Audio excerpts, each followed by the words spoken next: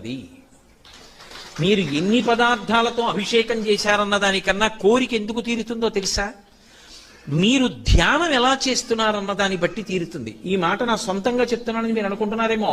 నా ప్రాణం పోయినా నా సొంత అభిప్రాయాలు నేను ప్రార్థన చేశాక చెప్పను. ఎందుకంటే శాస్త్రంలో ఏం చెప్పారో అది చెప్తాను. అది చెప్పడానికే జీవితం చాలదు, ఇక కొత్త విషయాలు ఎందుకు.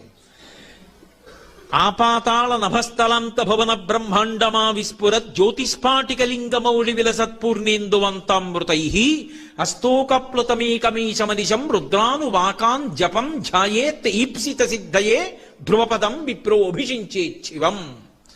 ధ్యాయేత్ ఈప్సిత సిద్ధయే వేదం చెప్పింది. ఇలా ముందు ధ్యానం చేయి, నీ కోరిక తీరుతుంది. కోరిక అంటే అవసరమైతే తీరుతుంది అని అర్థం చేసుకోవాలి ఎప్పుడు.